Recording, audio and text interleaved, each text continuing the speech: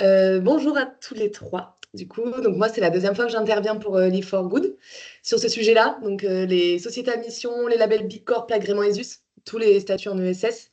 Peut-être avant de démarrer, comme je ne vous connais pas, je veux bien que vous me disiez rapidement quel est votre projet et pourquoi est-ce que vous vous êtes connecté et ce que vous attendez de cette masterclass. Comme ça, je suis sûre d'aborder les sujets qui vous concernent.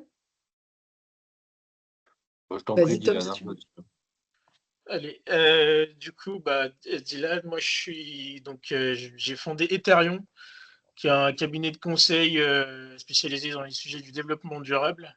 Donc initialement, nous on est ingénieur énergie et nos clients nous ont un peu challengé sur plein de sujets du développement durable et donc on a commencé à les accompagner aussi sur ces thématiques-là.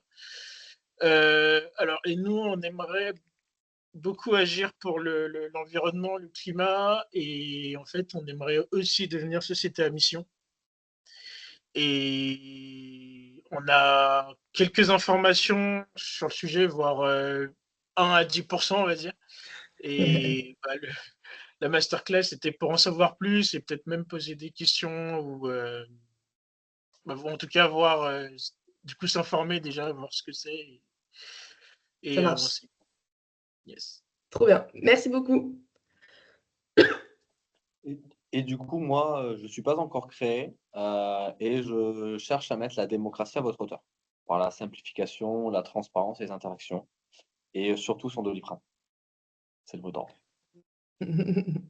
Donc,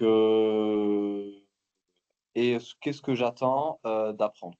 Voilà, tout simplement. Tout ça, c'est des choses que je maîtrise un peu. Je vois de quoi est-ce qu'on va parler. Mais je sais aussi que pour beaucoup, c'est compliqué à aller chercher. Et en fait, derrière la légitimité d'un label, il y a aussi il y a beaucoup de garanties à fournir. Et du coup, en fait, c'est savoir à quel moment est-ce que c'est oui ou non intéressant d'aller les chercher. Ok, trop cool. Ça marche. Alors, ça tombe bien. Donc, c'est cool d'avoir vos attentes là parce que du coup, on a une partie de cet atelier qui est dédiée à un témoignage d'une personne qui a monté une boîte qui s'appelle Bim Bam Job, mais elle vous en parlera, et qui s'est montée en ESUS. Donc, je trouve que c'est intéressant de toute façon de savoir que ce statut-là existe. Et je pense pour toi qui n'est pas encore créé, Tom, c'est souvent à ce moment-là que tu décides quand tu rédiges tes statuts, de prendre une ou l'autre direction. Donc voilà, ça peut être intéressant. Alors, du coup, enchantée. Est-ce que vous voyez bien mon écran? C'est bon?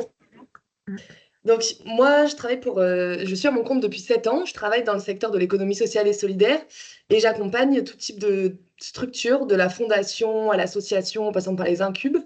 Et mon travail essentiel aujourd'hui, c'est je gère le programme d'engagement des salariés de Deloitte, qui est une grosse entreprise d'expertise comptable et d'audit. Et je fais ça sur tous les bureaux de région, donc tout ce qui est en dehors de l'Île-de-France, et je suis basée à Marseille. J'ai accompagné des boîtes sur la société à mission, donc Dylan, je pourrais t'en parler sans aucun problème. Là, la session du jour, c'est de vous faire un focus sur 3 labels, qualité, agréments qui sont les plus utilisés dans le secteur des entreprises à impact. Voilà, donc pour finir sur ce que je fais aussi la formation dans des incubateurs, par exemple, pour les déterminer sur l'impact social et environnemental de leurs projets.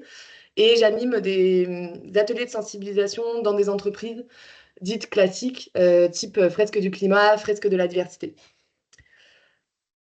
Voilà pour moi. Alors, on va d'abord rappeler rapidement ce qu'on entend par entreprise à impact avant de faire donc ce focus sur la société à mission, le label Bicorp et ESUS. Je vous présenterai un dernier outil et puis ensuite on écoutera donc Amélie qui nous présentera son parcours ESUS. Ça vous va? Ah bah. Super. Alors du coup, dans le terme d'entreprise à impact, qu'est-ce que vous mettez derrière quand vous voyez ce terme apparaître? On en entend beaucoup parler aujourd'hui. Qu'est-ce que vous mettez et qu'est-ce que vous ne mettez pas? Qu'elle a une mission, que ce soit sur le domaine social ou environnemental. Ouais, Et qu'elle cherche du coup à résoudre un problème qui va dans ce sens-là. ouais, Voilà. Merci. Dylan, peut-être, tu as une idée? Ou qu'est-ce que ça t'évoque? Quasiment la même chose que Tom, et aussi qu'elle maîtrise son impact personnel, enfin, en tout cas ses externalités directement. Ouais. Ok, donc on a des boîtes qui ont travaillé à référentialiser tout ça. Et c'est notamment pour ça qu'existent aujourd'hui des labels. C'est pour réussir à savoir exactement de quoi on parle et éviter bien sûr le greenwashing, impact washing, social washing, diversité washing. Il y a plein de washing qui existent différents et qui sont utilisés par des grandes entreprises ou des plus petites, mais à mauvais escient.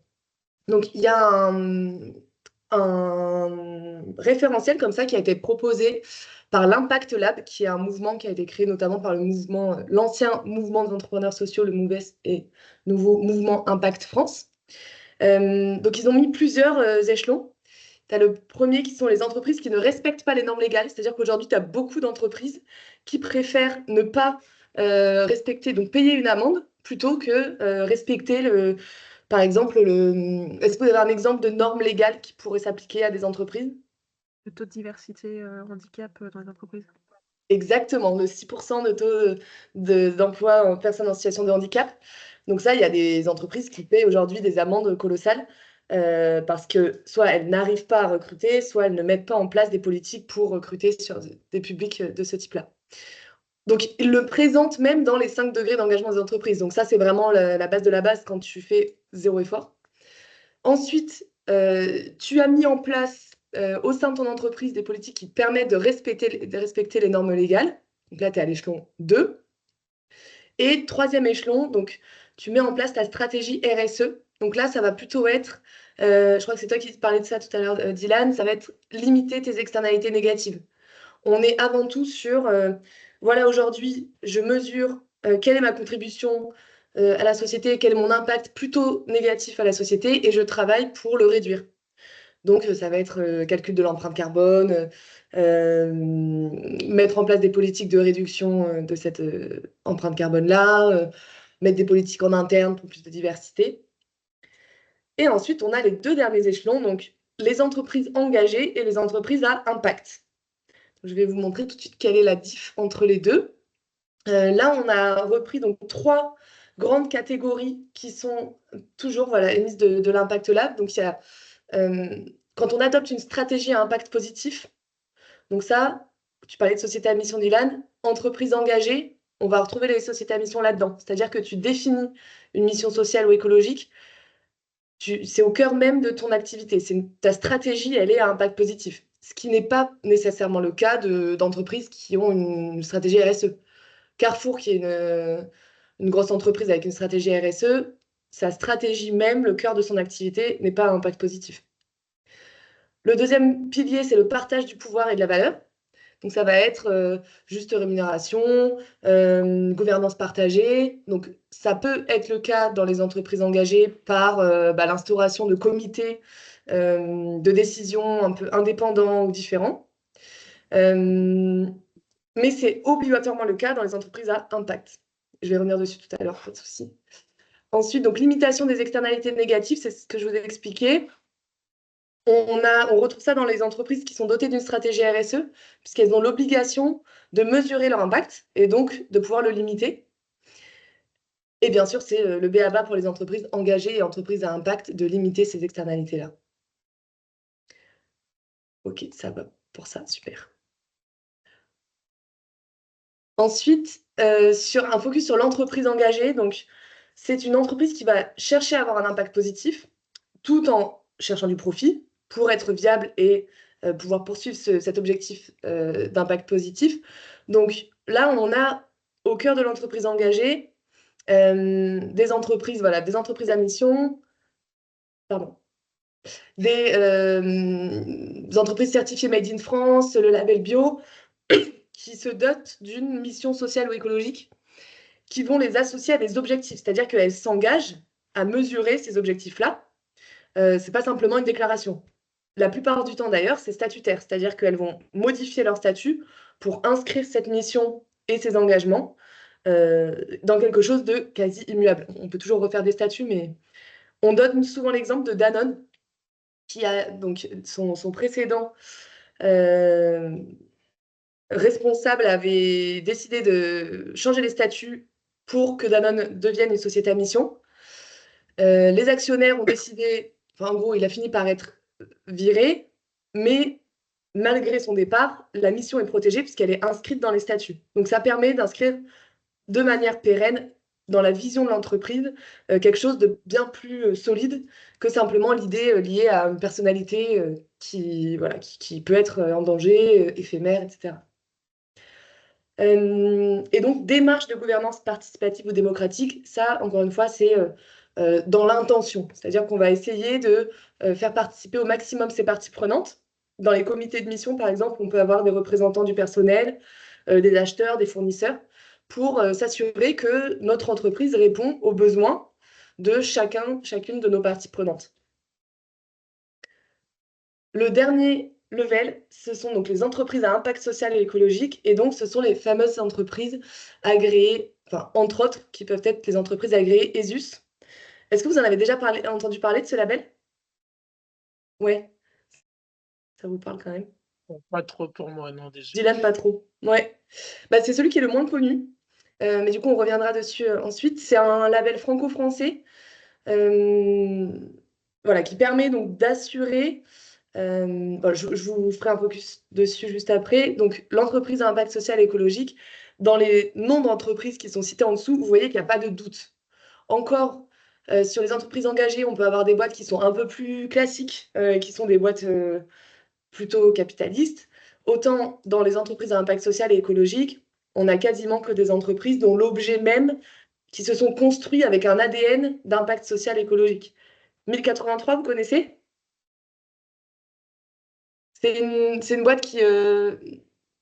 Anne-Claire, tu connais? Tu peux essayer d'expliquer pourquoi 1083? 1083 km entre les deux différents fournisseurs, enfin, non, tous les fournisseurs de cette boîte. C'est une boîte qui fait des jeans à la base. Ouais, c'est ça. C'est le point 100% le français. plus... C'est la distance la plus importante entre les extrémités de la France. Donc, ils assurent que ça n'ira pas plus loin que ça, quoi. Voilà, Phoenix, c'est une boîte qui fait de l'anti-gaspi. Widresfer, c'est de la location d'habits. Donc, voilà, là, on a plutôt des structures qui Pardon, sont... c'est surtout des associations, du coup, ou c'est des entreprises, finalement? Alors, on a des assos. Habitat et Humanisme, par exemple, c'est une association. Mais on a des entreprises. 1083, c'est une entreprise. Biocop, c'est une coopérative. Je crois que c'est une SCOP. Et donc, on peut avoir des sociétés commerciales qui ont décidé au moment où tu vas déclarer au greffe, dans tes statuts, tu coches, il y a une petite case qui te permet de dire j'appartiens à l'économie sociale et solidaire. Et tu peux ensuite aller faire une demande pour être agréé ESUS, qui est un engagement de plus, quoi. Mais on va y venir. Alors, moi, pourquoi est-ce que j'ai présenté les 3 outils comme ça, Société à mission, puis Bicorp, puis ESUS? C'est un parti pris qui est de dire que c'est graduel. C'est-à-dire, selon moi, l'engagement peut être poussé. Les boîtes ESUS vont être d'autant plus contraintes dans leurs engagements qu'une entreprise qui a décidé d'adopter la qualité de société à mission. Mais on peut en parler et vous me donnerez vos avis. Je vais essayer de vous présenter les choses de manière le plus objective possible.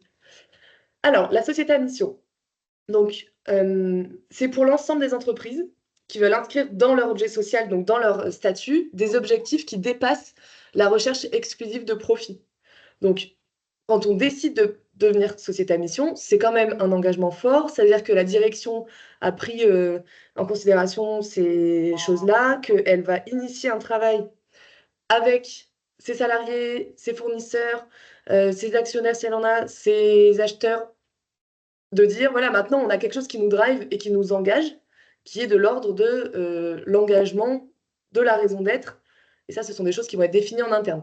Donc, c'est un gros taf quand même, suivant la taille de l'entreprise. Donc, il y a 3 étapes clés. La première étape, c'est la définition d'une raison d'être. Il peut déjà exister une raison d'être au préalable dans les boîtes. Je ne sais pas si, Dylan, est-ce que tu as déjà écrit ta raison d'être aujourd'hui? Est-ce que tu la connais? Pour justement passer en société à mission?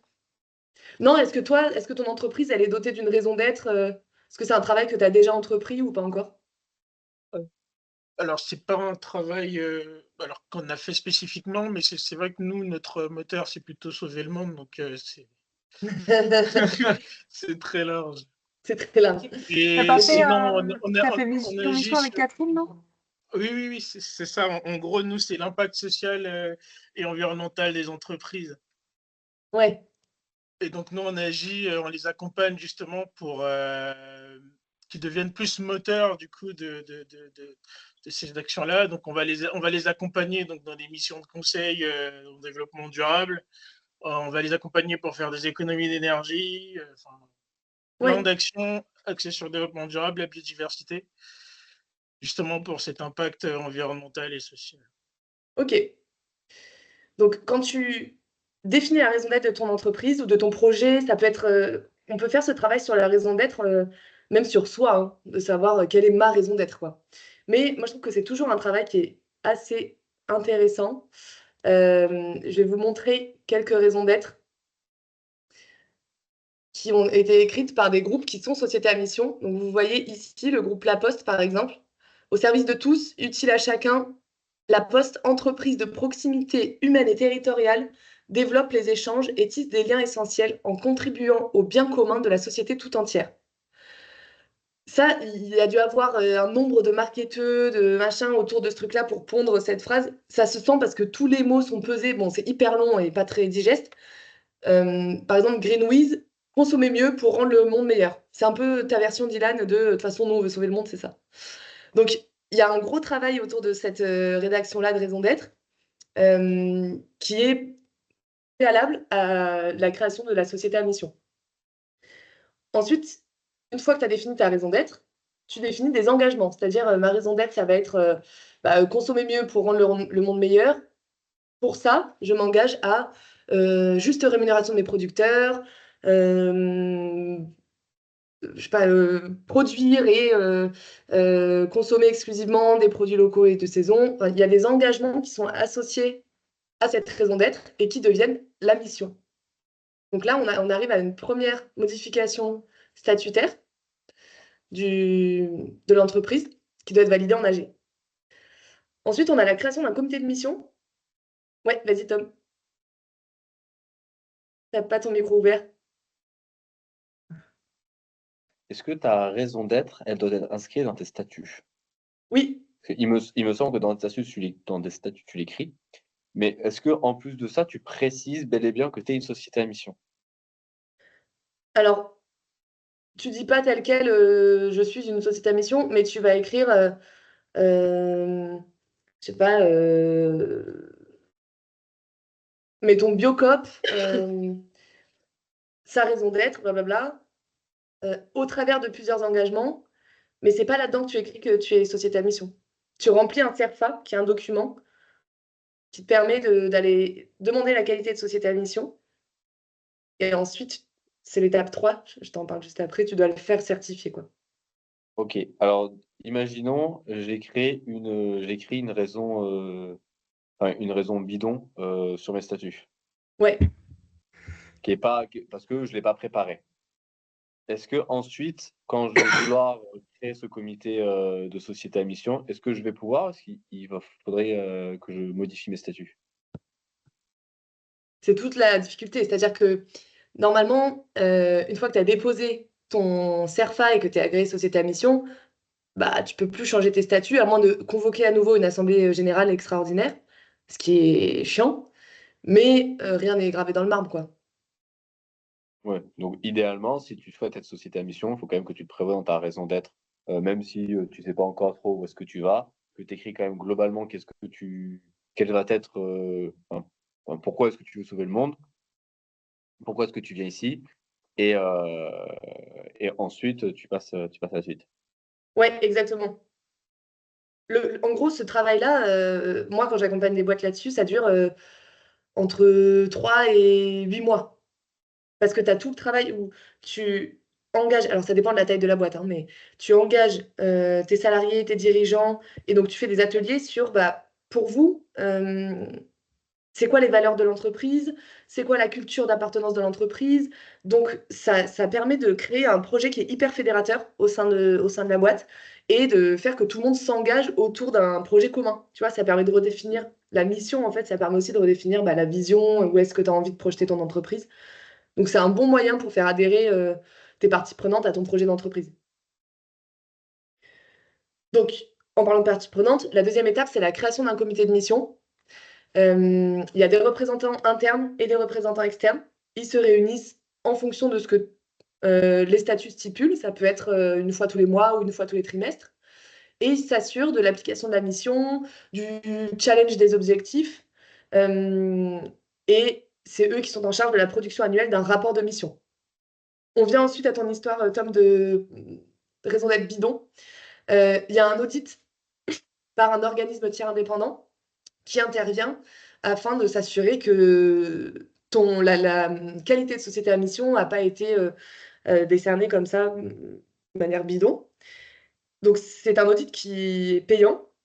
Vous allez voir que toutes ces qualités, labels, etc., ont un coût. Au-delà du coût humain, il faut que tu payes quelqu'un pour venir vérifier que tu es effectivement société à mission. Ça coûte entre 5 et 15 000 euros, quoi. Donc, c'est quand même pas rien. Oh, Ouais. 5 et 15 000 euros. Bah, C'est un auditeur. Hein. il faut être certifié.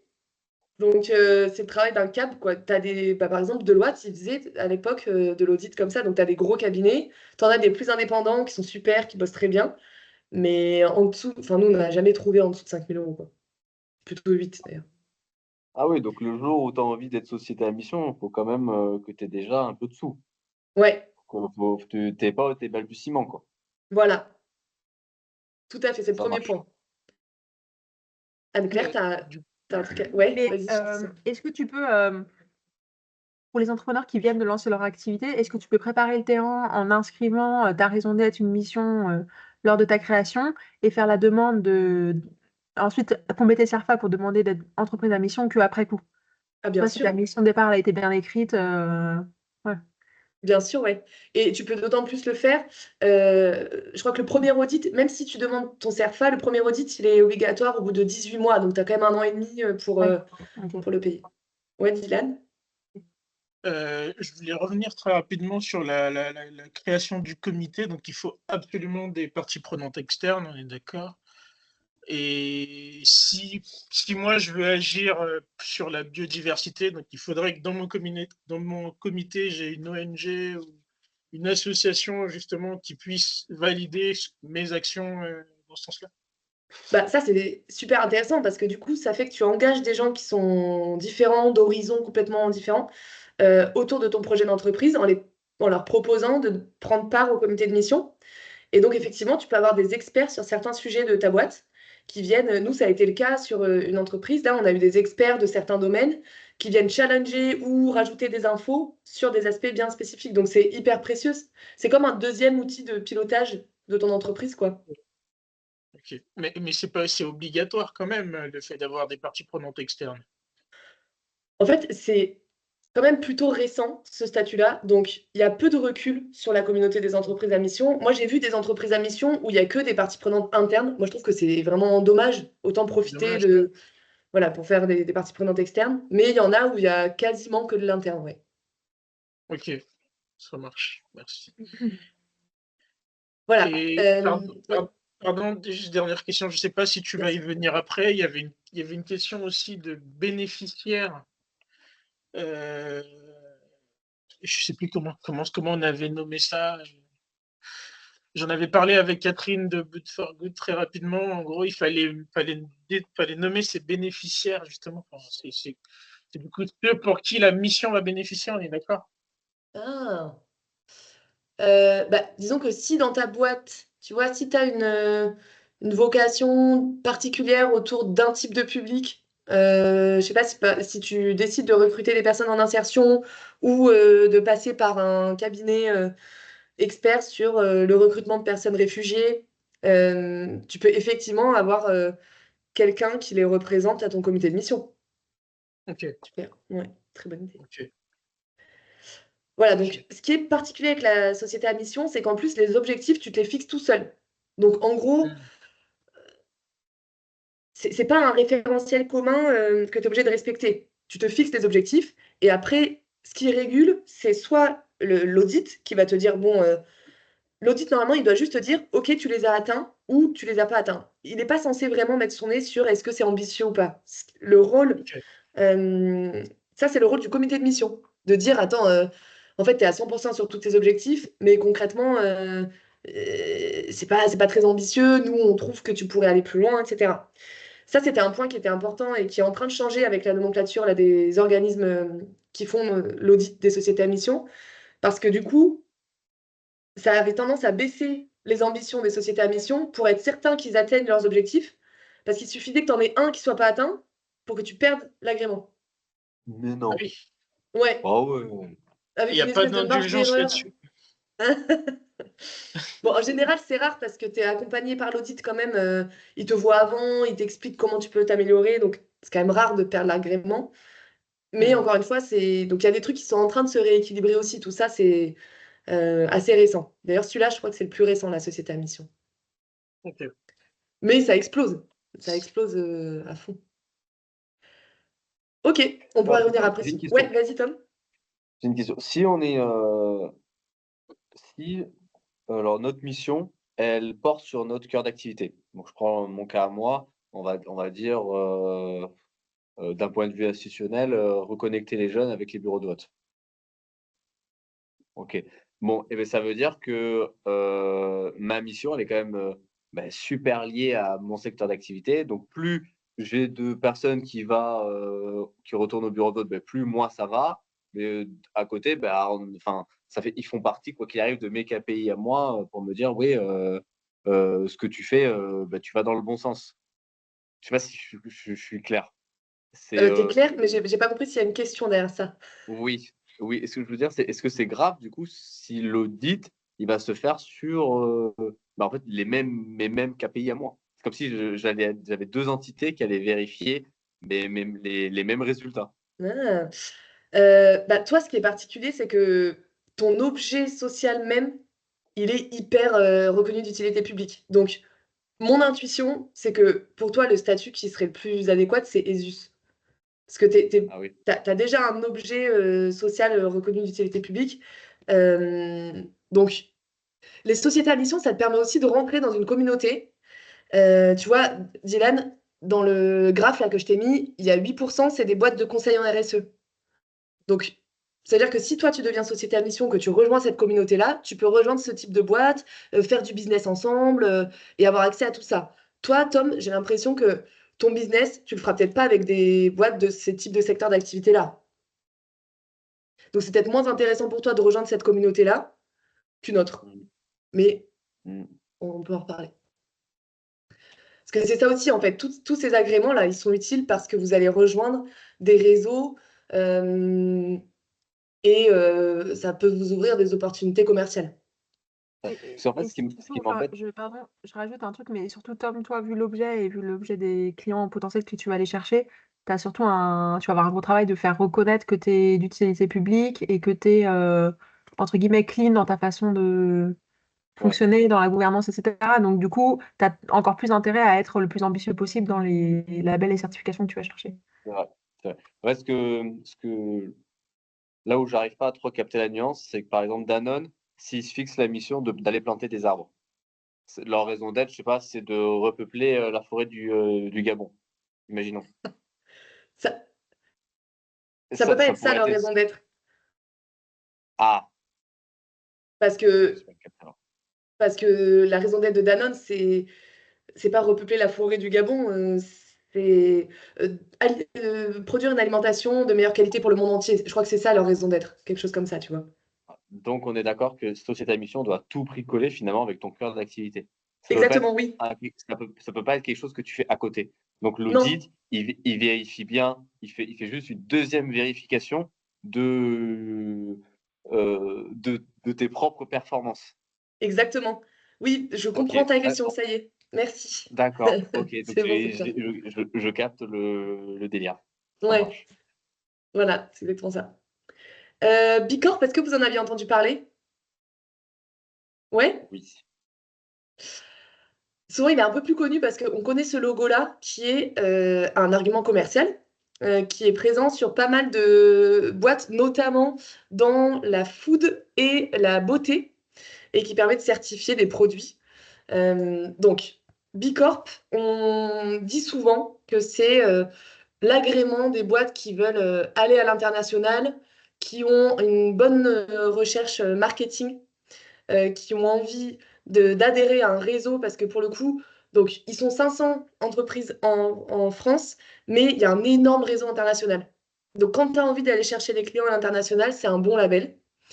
Euh, Souvent, les boîtes deviennent société à mission et ensuite sont certifiées Bicorp. Ça arrive que ce soit dans ce sens-là. On peut faire les deux de manière complètement indépendante, mais en fait, la société à mission, ça te permet de te fixer un cap, et Bicorp, c'est un peu le bateau qui te permet d'atteindre ce cap-là. Pourquoi? La grosse différence entre Bicorp et la société à mission, c'est que la société à mission, tu es libre de te fixer les objectifs que tu veux, et ensuite tu bidouilles un peu pour essayer de faire entrer tout ça dans l'audit, voilà. Là, Bicorp, tu as un référentiel commun qui s'appelle le BIA, le Business Impact Assessment, et qui repose sur 5 piliers, donc la gouvernance, ton impact sur la collectivité, l'environnement, tes clients et la transparence. Donc c'est hyper, hyper fourni, et je ne vous détaillerai pas tout ça aujourd'hui, mais pour obtenir plus de 80 points au BIA, dites-vous que la moyenne des entreprises qui le passent, elles ont 50 points. Donc c'est quand même, il faut aller les chercher, quoi. Sachant que quand tu passes ce BIA, tu penses être déjà dans une démarche un peu engagée, et bah voilà, donc la moyenne c'est 52.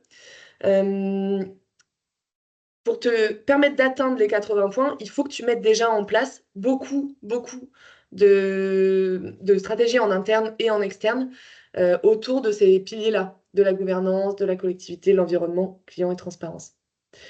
Donc, hier, moi, j'ai demandé à la responsable Bilab de PACA de me dire un peu ce qu'elle pensait des différences entre les trois et quel était l'avantage de Bicorp, quel type de structure, etc. Donc, ce qu'elle m'a dit, c'est qu'effectivement, il y avait un lien entre Société à mission et Bicorp. C'était souvent le combo gagnant. Moins avec ESUS parce que moins connu. Et qu'en général, ESUS, c'est plutôt les entreprises qui rayonnent au national ou en régional.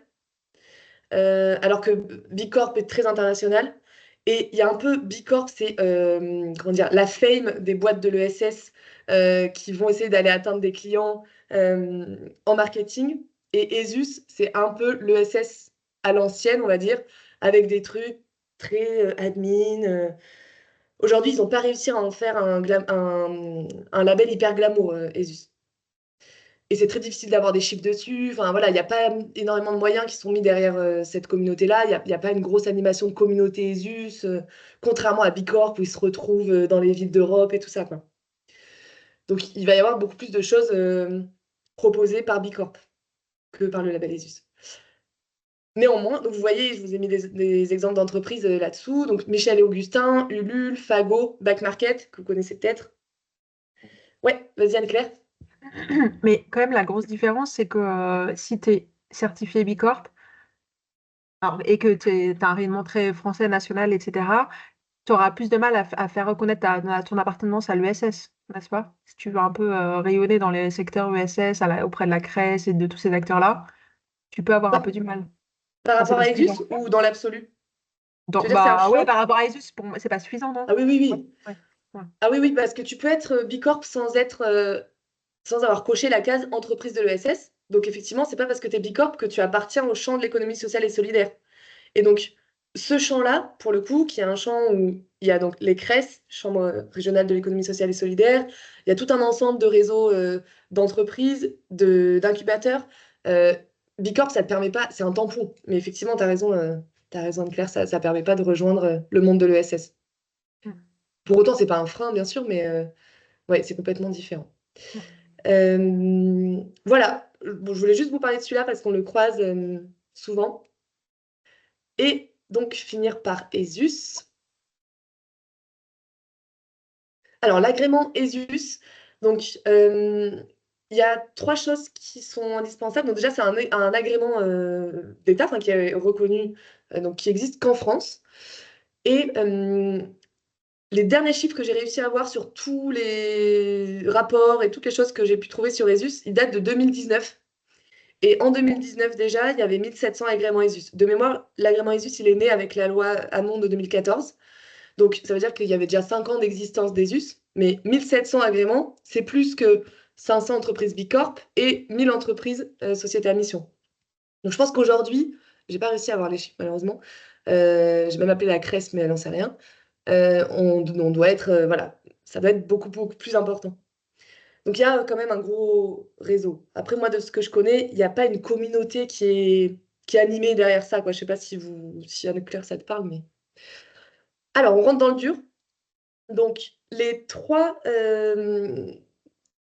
Ouais, vas-y, Tom. Ouais. Alors, à Bordeaux, je sais que les ESUS, ils se regroupent beaucoup avec les événements qui sont liés à l'ESS. En Ah fait, c'est ouais, mais plutôt, oui. j'ai l'impression que c'est plutôt comme ça qu'ils fonctionnent. C'est-à-dire qu'ils se retrouvent quand même tous entre eux. Et ceux qui sortent vraiment du lot, c'est un peu les kings, c'est ceux qui sont ESUS. Ah ouais. Tu vois Oui, c'est comment ils ceux qui ont fonctionnent? poussé Ouais, quand t'es voilà. Je abouti, crois, quoi. D'accord. c'est ça. Je crois qu'ils se retrouvent pas que entre eux, mais ils utilisent un peu l'ESS pour se retrouver. Et lui, par contre, bah, enfin, en tout cas, chez moi, il est plutôt assez actif. Ok. Bah, je pense que voilà, tu as raison. Ça doit être derrière le réseau ESS au global, effectivement, qui est animé la communauté ESUS. Du coup, toi, Tom, tu es à Bordeaux. Et Dylan, t'es où? Je vous ai pas demandé.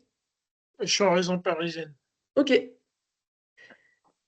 Très bien. Donc, il y a des obligations quand on est agréé ESUS. Il faut être reconnu d'utilité sociale.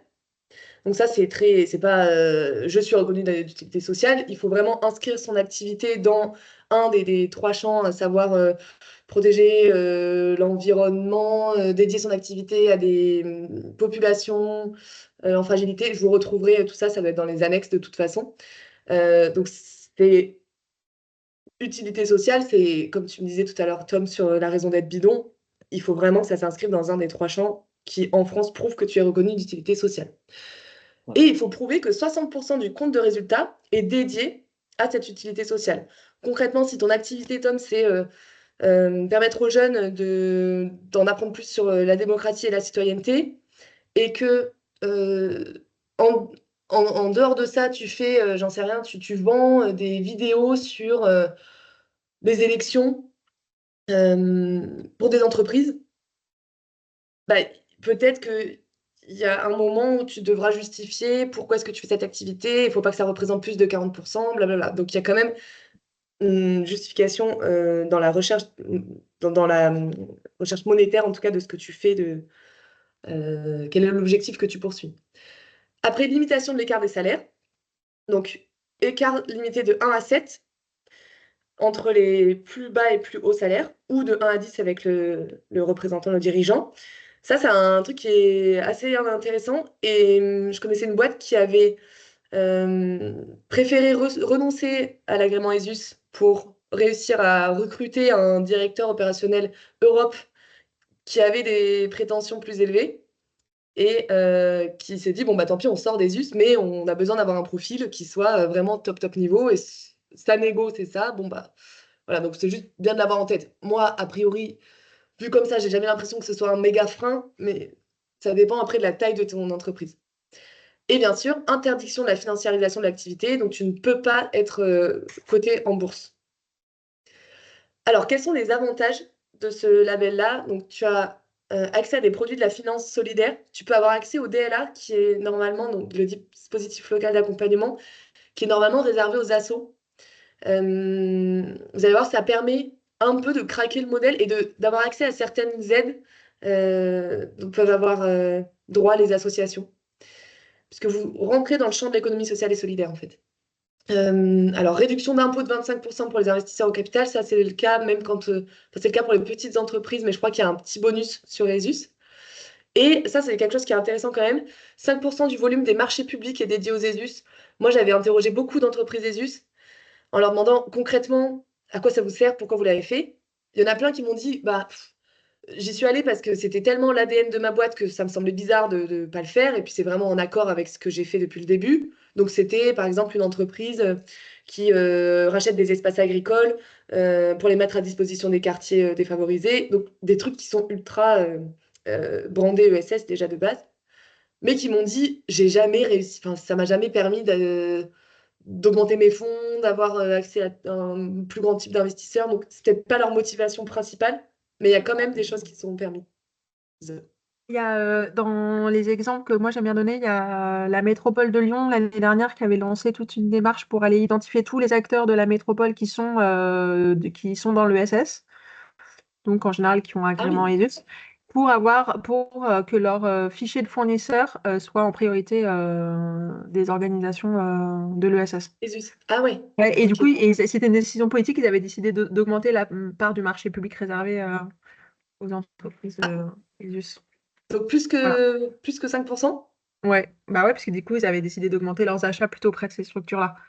Ok, Donc super. voilà, ça c'était un exemple d'avantage, mais après qui est sur un petit territoire, mais bon, voilà. Ouais, merci. Euh, voilà. Moi, Ouais, vas-y, top. Celui-ci, il se fait vérifier aussi chaque année? Oui, t'as des renouvellements qui sont tous les 2 ou 3 ans. Donc, tu es obligé de refournir tout un tas de documents, de prouver Ok. l'historique de toutes tes activités. Donc, si tu fais bien le pilotage et le reporting de tes activités, c'est simple. Mais si d'un coup, tu découvres qu'en fait, tu dois envoyer un maximum d'infos, c'est la galère. Moi, j'avais interviewé des entreprises qui en plus l'avaient fait 2 jours parce que c'est pas automatique, c'est-à-dire qu'ils te relancent pas. Donc, toi, si tu oublies, tu oublies et tu l'as plus. Ouais, Donc, tu es ok. obligé de bien te mettre ça en tête. Si jamais tu le perds, il faut que tu repartes sur une année sans. Enfin, dans les freins que moi j'avais identifiés, il y avait ce renouvellement-là, mais j'en ai parlé avec celle qui va venir faire son témoignage. Je sais pas si d'ailleurs tu l'as dans. Non, pour l'instant, il n'y a personne dans la liste d'attente, Anne-Claire. Non, je vois Ok. personne. Ouais. Elle m'avait dit que c'était hyper simple et qu'elle avait fait le renouvellement sans trop de problématiques. Mais pas d'audit. Non, en fait, tu dois envoyer à l'adresse, qui est une institution régionale, un cahier des charges, un document, un formulaire. Et ensuite, l'adresse te répond ou pas, mais si elle te répond pas au bout de 3 mois, ça vaut pour accord. Ok. Et t'as pas une histoire de gouvernance partagée avec Esus? Ou c'est moi qui... Bah, est-ce que c'est obligatoire? Alors, si tu veux, je vais te montrer dans les annexes. Tout à l'heure, je vous parlais de l'utilité sociale. Donc, vous voyez, ça, c'est vraiment l'utilité sociale selon l'article 2 de la loi ESS. Donc, pardon, je reviens juste là-dessus, mais soutenir des personnes en situation de fragilité, contribuer à la lutte contre les exclusions. Donc, toi, il faudrait que tu vois, Tom, dans quoi ça rentre, mais a priori, peut-être dans préservation, développement du lien social, maintien et renforcement de la cohésion territoriale. Bonjour Aurélie et, euh, Bonjour. et Dylan. Excuse-moi, je finis juste un instant, puis je te laisse la parole. Et Dylan, tu vois, je vois bien ce troisième point-là, concourir au développement durable dans ses dimensions économiques, sociales, environnementales et participatives. Transition énergétique, solidarité internationale. Bon, ce troisième point, concrètement, il couvre à peu près tout. C'est rare de sortir vraiment de ce côté-là. Bah écoute, Tom, tu vas pouvoir poser ta question du coup directement à Aurélie, puisque... Ouais, vas-y. Pardon. Il me semble, alors on m'avait dit qu'il fallait attendre un certain temps avant de demander l'agrément Esus. Tu ne pouvais pas créer tout de suite et obtenir le statut Esus. Je crois qu'il fallait attendre 2 ans. Est-ce que tu confirmes l'info? Alors, est-ce que tu as la réponse? Moi, j'ai eu un retour d'expérience là-dessus, mais vas-y, Aurélie. Non, j'ai pas la réponse. Désolée. Je sais pas Alors, du tout. moi j'ai la réponse de quelqu'un qui m'a dit, et c'est d'ailleurs la personne qui a galéré ensuite au moment du renouvellement, qu'il a demandé au moment de la création, elle avait déjà peut-être 6 mois d'existence, et qui, du coup, ce qui est simple, c'est que tu n'as tellement pas de documents à fournir que, bon, ils peuvent pas vraiment juger quoi que ce soit, donc c'est assez facile de l'obtenir au démarrage. Par contre, au moment du renouvellement, là, il a fallu prouver par des chiffres dans tous les sens, les 60%, etc. Donc, il y a eu un gros taf à faire à ce moment-là. Mais a priori, c'est un truc que tu peux faire dès, euh, dès ta création, quoi. Ah ouais, d'accord, ok. Euh, Ok, et Ah oui, ben, il y a Autre chose que effectivement... l'on Vas-y, Tom. Pardon, autre chose que l'on m'a dit, je voulais savoir si tu confirmes l'info. Alors, ces personnes-là qui m'ont parlé de l'ESUS m'ont aussi dit que si tu voulais l'ESUS, il fallait que dans tes statuts, il y ait écrit ESS. Alors, il faut que tu sois Si, une entreprise.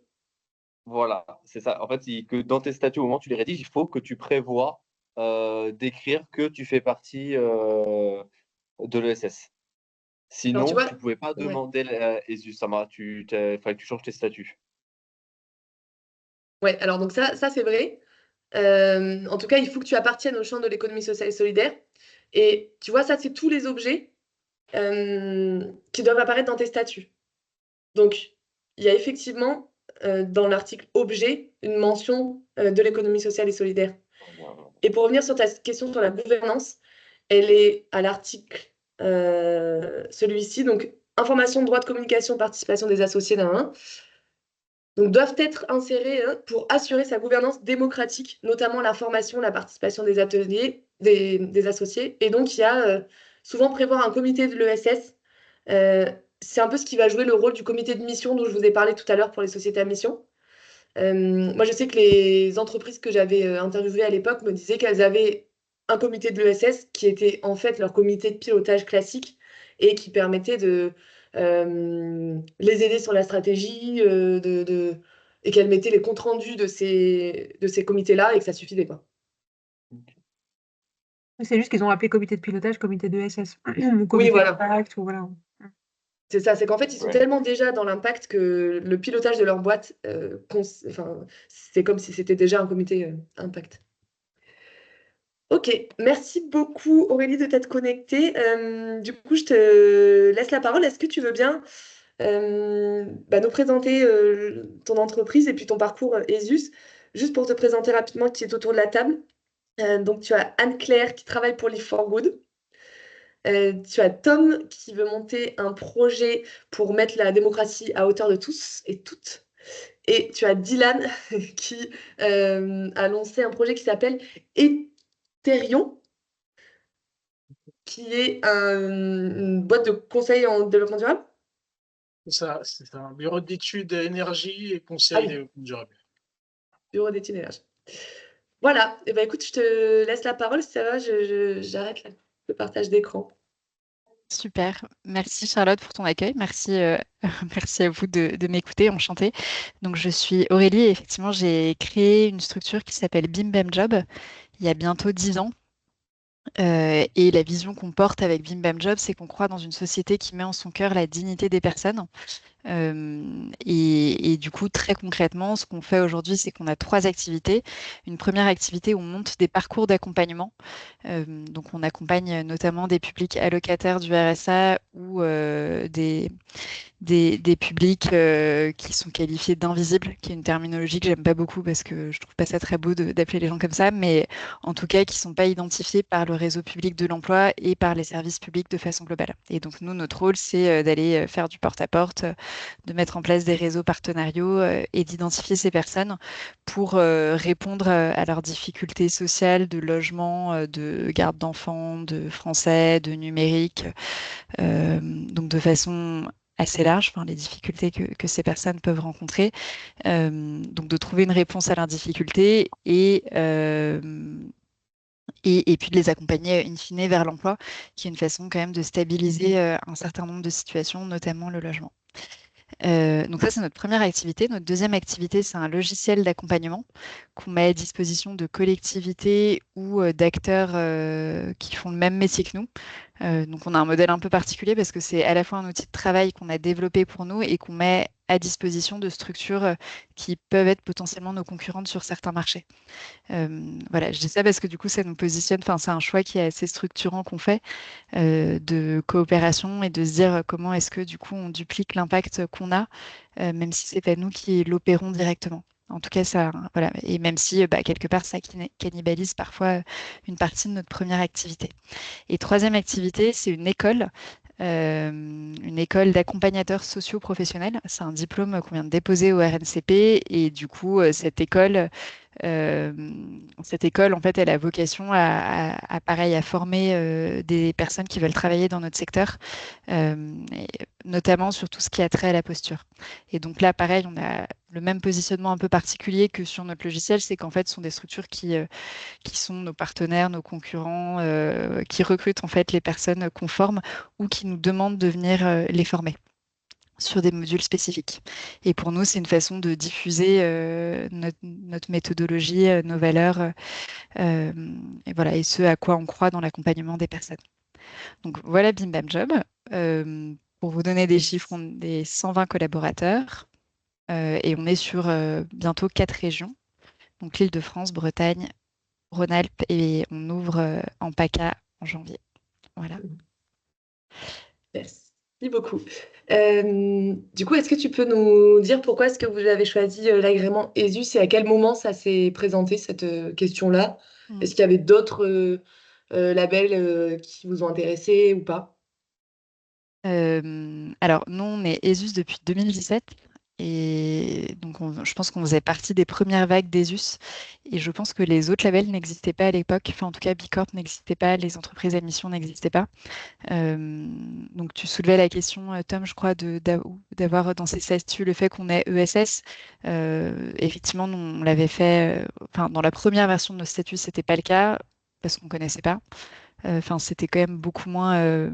Enfin, sont quand même des mouvements qui sont beaucoup développés ces dernières années, mais qui étaient peut-être pas aussi. En tout cas, qui communiquaient peut-être pas de la même façon il y a 10 ans, parce qu'ils existaient déjà, mais en tout cas, qui avaient moins pignon sur eux. Et du coup, pourquoi est-ce qu'on est devenu ESS d'abord? La première raison, c'est qu'en fait, ça correspondait à nos valeurs. Enfin, et que c'était pas très contraignant. Enfin, ça correspondait à ce pourquoi on avait créé Bim Bam Job. Et pourquoi est-ce qu'on a demandé l'agrément ESUS? Un peu pour la même raison. Enfin, c'est qu'en fait, c'est aussi une façon de se dire comment est-ce qu'on met enfin, quelle direction on donne à sa structure et d'aligner du coup des intérêts juridiques, le fait d'avoir un agrément et ce qu'on fait réellement au quotidien. Et, euh, et pour le coup, je trouve qu'il y a quelque chose qui est assez sain dans cet agrément. Enfin, il y a la notion de gouvernance participative. Donc la question à se poser, c'est qu'est-ce qu'on veut mettre en place en termes de gouvernance? En tout cas, il faut définir du coup des critères de gouvernance participative. Il y a la question de la limitation, enfin, d'avoir un écart de salarial qui soit pas trop élevé, même si l'écart il est déjà quand même relativement important dans ce qui est défini en termes d'ESUS. Euh, et le fait de réinvestir en gros les ressources de la structure au service de son objet social. Enfin, que l'essentiel de ces ressources soit consacré à son objet social. Voilà. Et en fait, nous, ces trois paramètres principaux, là, à l'époque, on était complètement alignés avec. Enfin, ça correspondait à notre projet de structure. Et je pense que c'est la question à se poser, c'est quel est le projet de la structure et du coup, quel est l'agrément qui correspond. Et voilà, donc on l'a demandé une première fois en 2017. On a été renouvelé, je crois, je me trompe, il me semble que il y a 2 ans pour le premier agrément, qu'on a fait un premier renouvellement en 2019 et on a fait un deuxième renouvellement là en juillet 2024. Voilà, et à chaque fois, on a fait le choix de le renouveler.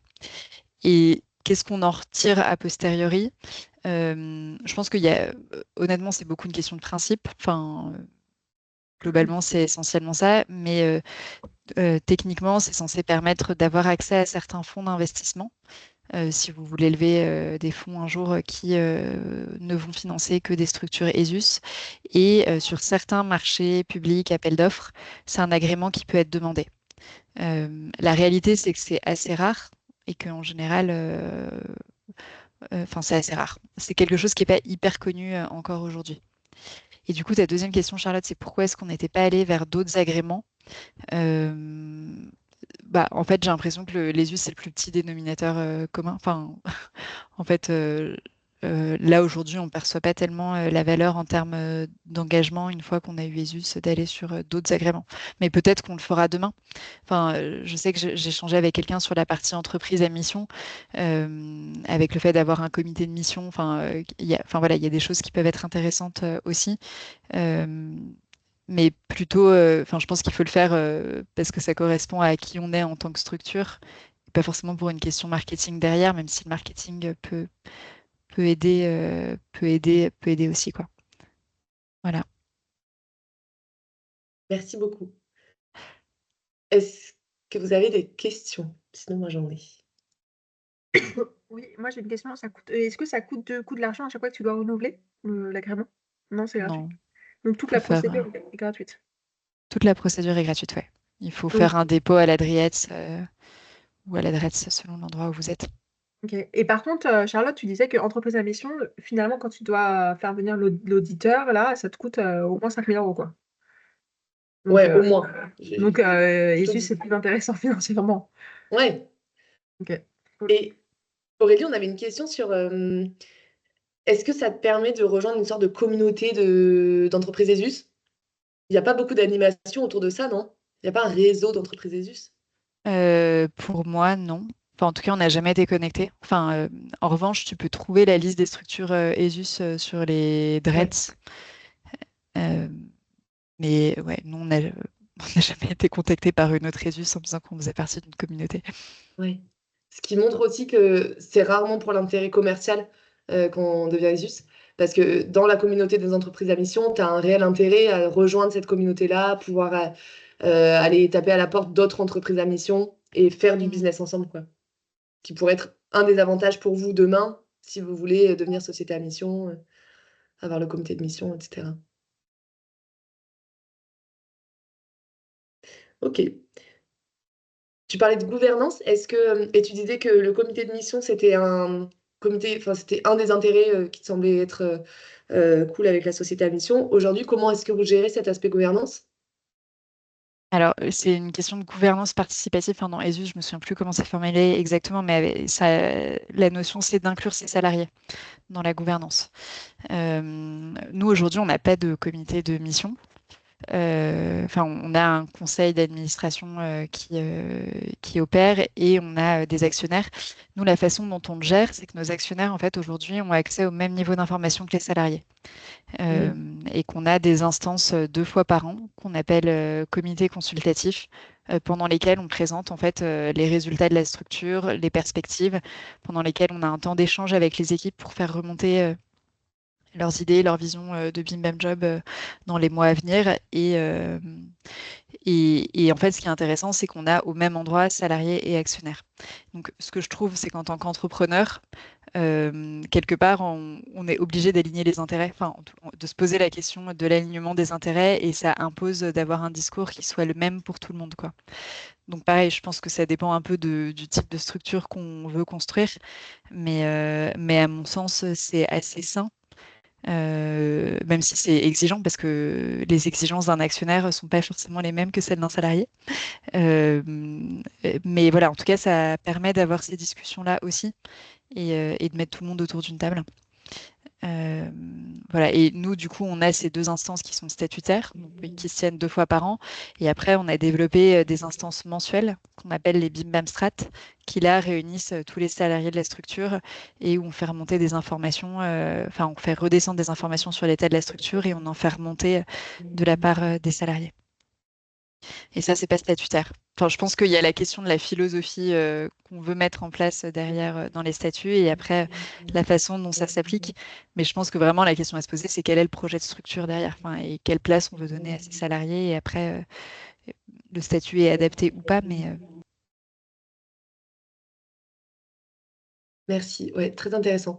Bah, là, la façon dont c'est stipulé dans les statuts ESUS, tu vois, il dit donc assurer sa gouvernance démocratique, notamment à l'information, donc c'est ce dont toi tu parlais, participation des associés, voilà, pour que ça assure une gouvernance démocratique, quoi, que ce soit pas seulement lié à l'apport au capital. mm, Et donc toi, tu as des actionnaires qui sont rémunérés, parce qu'il me semble que ça aussi, c'est très, très encadré au sein non, d'ESUS. ils sont pas rémunérés. Ouais, ok. Non, non, ils sont pas rémunérés. Mais bon, pareil, enfin, l'un des inconvénients, entre guillemets, c'est que du coup, c'est quand même une contrainte forte pour des actionnaires potentiels, hein. Enfin, Mm. le sujet normalement d'un actionnaire, c'est quand même d'avoir un retour sur investissement à un moment. Et là, les possibilités de retour sur investissement, elles sont extrêmement limitées, en fait. C'est un cas de revente. Donc, Oui. sinon, enfin bon, ou alors il faut être une ESUS qui fait beaucoup d'argent, mais je suis pas sûre que ce soit le modèle principal. Mm. Ah, mais c'est ouf ça. Ça veut dire qu'un actionnaire, quand il rentre, il sait qu'il va pas recevoir de dividendes. Il peut en recevoir, mais de façon très Ah, il a limitée. le droit. Je crois que c'est Ah, 10%. Il ne faut pas que ce soit plus de 10% de ton résultat, il me semble. Enfin, en fait, nous, la Ouais. question ne s'est jamais posée parce que ça a toujours été clair. Mais voilà, enfin, c'est là où il y a des pour et des contre. Enfin, c'est que je mais pense c'est que c'est du coup, intéressant. ouais. Mais oui, les gens comme ça existent. Enfin, moi, mes actionnaires existent et ils sont enfin, nous soutiennent là-dedans. Donc, et concrètement, ils font de l'argent parce qu'on s'est développé, que ça fait longtemps qu'ils sont chez nous et le jour où on décidera de revendre leur part. Mais sinon, il y a aucune possibilité de plus-value, hein. Ça doit changer aussi l'approche quand tu dis d'alignement entre les actionnaires, les salariés, forcément. Ouais, ça doit changer la posture. C'est intéressant. Bah, en tout cas, c'est un filtre des actionnaires aussi. Enfin, c'est que quand on pose que le sujet, c'est qu'on est ESUS et que du coup, on a des contraintes liées à ça, bah, tout le monde n'a pas forcément envie d'investir chez toi. Donc, c'est un peu à double tranchant. Mm. Euh, Et, mais quelque part, quand ils investissent, ils savent sur quelle base et sur quel projet. Et Aurélie, mes actionnaires, ils étaient déjà rentrés dans le capital avant que tu obtiennes l'agrément ISUS ou tu les as ou c'était après? Alors, il y en a une partie qui sont rentrés après et une partie qui était là avant. Ok. Et donc ceux qui étaient là avant, ça leur a pas posé de problème quand vous avez pris la décision? J'imagine qu'ils ont été consultés, ils étaient d'accord. Ils étaient d'accord et je pense ils investissaient chez nous comme s'ils Ouais, investissaient comme dans une association. Enfin, ouais, ok. donc presque à fond perdu. Enfin, Mm. je pense que la logique d'un business angel au tout début, c'est a priori, il se dit qu'il a quand même de fortes chances de ne pas récupérer sa mise. Mm. Donc, je pense que là où ça devient plus complexe, enfin, et là au stade de développement où on est, si on voulait lever des fonds, bah, clairement, ça nous fermerait une partie des portes. Enfin, il faudrait aller vers de gros institutionnels. Mm. Mais, Mm. Super. Est-ce que vous avez une dernière question? Ok, merci beaucoup. Donc, effectivement, j'avais la même question qu'Anne-Claire parce que je me demandais s'il n'y avait pas des coûts cachés ou des choses. Donc, aujourd'hui, ça n'a jamais été une démarche qui vous a demandé de mettre un budget en face, quoi. non. Ok. Est-ce Enfin, le que, temps justement, homme de oui, rédiger le dossier, mais qui n'est pas non plus. Enfin, encore une fois, je pense que si on est en cohérence avec ce qui est exprimé dans l'agrément, le dossier n'est pas compliqué, parce que c'est pas compliqué de montrer que notre objet social, il est lié. Donc, je pense que là où c'est plus compliqué, c'est quand il y a une distorsion entre la réalité et ce qu'on veut appliquer. Et dans ces cas-là, mhm. il faut soit choisir de mettre en place des choses, et à mon avis, là, le coût caché est beaucoup plus important. Mais je le conseillerais pas s'il n'y a pas une vraie adéquation de valeur et de projet d'entreprise, encore une fois, enfin, et de projet de structure. Est-ce que, une dernière question peut-être parce que tu dis que vous êtes 120 aujourd'hui, est-ce que les 120 personnes savent que vous êtes entreprise ESUS? Je pense. C'est pas le truc dont on parle. Enfin, je sais pas. En fait, honnêtement, j'en sais rien. Ouais, c'est pas un Euh, truc, c'est pas un argument de recrutement, marque employeur ou autre. je pense pas. Je pense que nous, l'argument, c'est le métier qu'ils vont faire et les personnes dont on va s'occuper. Enfin, c'est le sens qu'on donne. Je suis pas certaine que les gens nous rejoindraient moins si on n'était pas ESUS. Oui, l'objet même de ce que vous faites se passe de justification, quoi. Oui, et puis en fait, je pense qu'on m'a jamais posé la question en fait en entretien. Et tout le monde, enfin, ça reste quand même assez technique, hein. Enfin, tout- dans certains milieux, c'est connu, mais sur une partie des postes, ça reste, ouais, Mhm. c'est technique. Non, je pense que la vraie question, elle se pose plutôt si on est sur des marchés publics. Enfin, si on travaille avec des collectivités, avec l'État, pour le coup, ça permet de, enfin, la question des dividendes, notamment, enfin, ça permet de montrer que l'argent qui nous est versé, c'est pas de l'argent qui va repartir Ouais. aussi sec dans une autre poche, quoi. Donc, là, Mhm. c'est pas neutre. Ok, super. Et ben si c'est bon pour vous, Aurélie, on te libère. Un grand merci encore d'avoir bien voulu passer du temps. C'est très précieux. Merci beaucoup. Merci. Et Merci Aurélie. bon courage pour le reste. Et d'ailleurs, pardon, mais c'est quoi ton poste chez Bim Bam Job? Je suis la dirigeante. Ok. Donc, tu as suivi tout le process depuis le début. C'est toi qui as initié le. C'est toi qui Tout à as fait. parti. T'es aussi la fondatrice? Et je suis la fondatrice. Ah. Eh ben, un grand merci et bravo. Aurélie, est-ce que Merci. juste on a enregistré cette masterclass, est-ce que tu es d'accord d'être enregistré, que tes propos soient enregistrés et qu'on les partage aux entrepreneurs de la communauté? Oui, il n'y a pas de problème. Ouais, ok, merci. Merci, effectivement. Merci beaucoup, bon après-midi. Merci, bonne À journée. bientôt. Au revoir. Au revoir. Ouais, c'est super, hein, c'est très inspirant. Effectivement, cette histoire d'actionnaire gratuit là. Mm. Euh, Est-ce que vous avez réussi à miroiriser un peu sur, enfin, est-ce que ça vous a donné envie sur vos projets? Il y a des trucs qui vous semblent coller, d'autres pas. Ouais, clairement. Hein. Ouais, enfin, pour moi, ça colle. En tout cas, l'entreprise à mission, c'est quelque chose qui semble être aligné avec ce qu'on veut, enfin, avec notre vision globale plutôt que ce qu'on fait actuellement pour l'instant. Donc, Mm. c'est très intéressant. On va creuser là-dessus parce que moi, j'ai 2 autres associés avec qui j'échange régulièrement sur ces sujets-là, sur les directions sur lesquelles on veut prendre. Donc, j'ai plus d'éléments maintenant pour défendre un peu tout ça. Trop bien. Et toi, Tom, ça fait écho à des trucs, des questions que tu te poses? Moi, je sais toujours pas trop vers où aller encore. Mais pour moi, j'en ai conscience et c'est cool. C'est cool, c'est cool. Je pense que ce qui est intéressant avant tout dans ces labels, et c'est... Pardon, après je te donne la parole, Anne-Claire, je l'avais pas vu. C'est que ça permet en fait de construire sa grille, son cap, sa vision. Même si derrière on fait pas la démarche, au moins c'est un super outil de pilotage, quoi, je trouve. Clairement. Vas-y, Anne-Claire. Moi, Jean, j'avais une question à te poser, c'est concernant la communauté des entreprises à mission. Donc, j'ai découvert dernièrement qu'il y avait cette sorte de collectif d'entreprises qui ont enfin, qui sont entreprises à mission, qui sont réunies. Ouais. Mais du coup, ce que je comprends, c'est que c'est pas la communauté des entreprises à mission déjà qui délivre le statut d'entreprise à mission.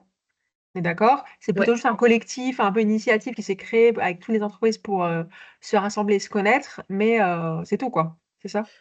Bah, c'est tout, mais en même temps, c'est eux qui ont créé tous les livres blancs, Ok. Ouais. c'est eux qui produisent beaucoup, beaucoup de données, d'infos sur l'amélioration des processus dans la société à mission. Et il y a énormément de ressources, pas mal de webinaires, mais tu as raison, c'est avant tout une communauté qui répertorie du coup les acteurs par secteur. Donc c'est hyper intéressant quand toi, tu essaies de craquer un marché.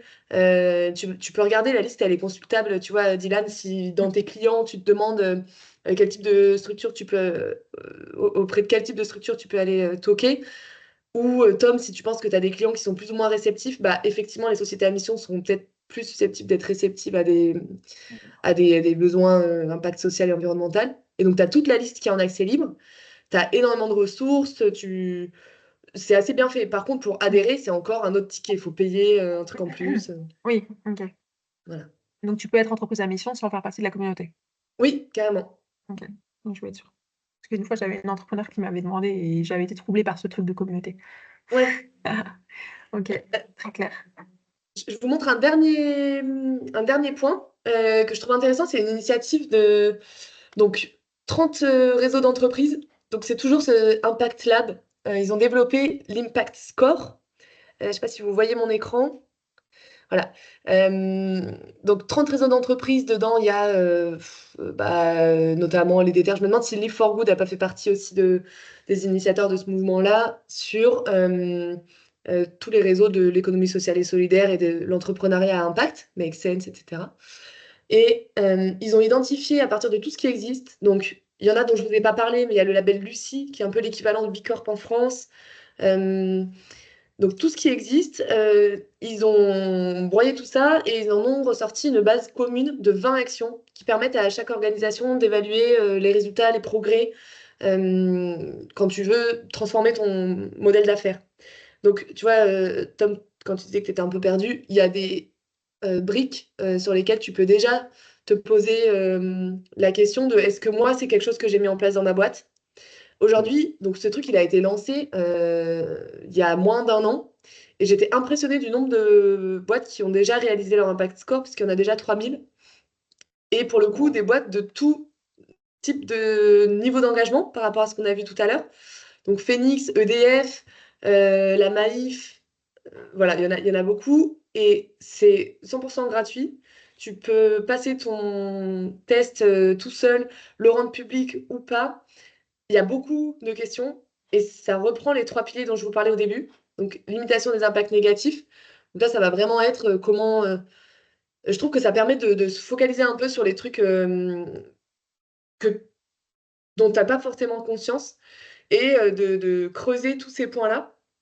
Pareil pour le partage du pouvoir et de la valeur, sur la place des salariés dans la décision, la progression.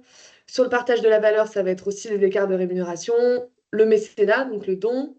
Et en dernier, la fameuse stratégie à impact. Et donc là, cette mission sociale où si on possède des labels, est-ce qu'on a une politique d'achat durable inclusif?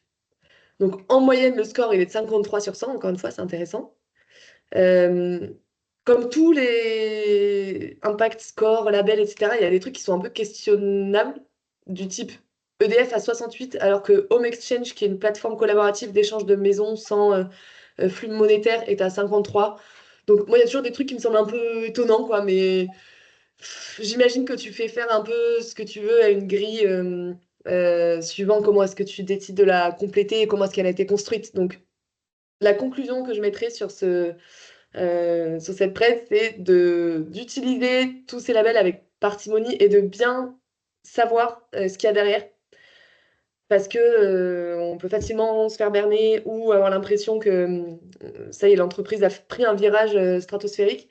Je trouve que au plus on en sait, au mieux on est outillé derrière aussi pour savoir comment appréhender l'approche de ces entreprises-là. Et de savoir, c'est un peu ce que disait Aurélie, de toute manière, si c'est quelque chose qui correspond à votre vision d'entreprise et à votre stratégie, ce sera quelque chose d'assez logique pour vous, quoi. Donc vous irez dans ces directions-là de manière pratique. Ça vous demandera pas trop d'énergie. Voilà pour moi. Est-ce que du coup, il y a des sujets sur lesquels vous auriez envie d'aller plus loin? Est-ce qu'il y a encore des trucs qui restent en suspens? Est-ce que ça vous a donné envie de faire quelque chose là concrètement?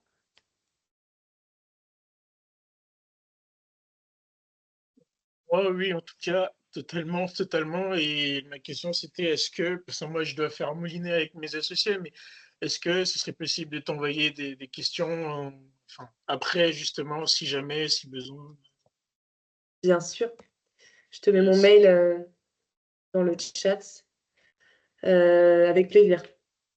N'hésite pas. Merci.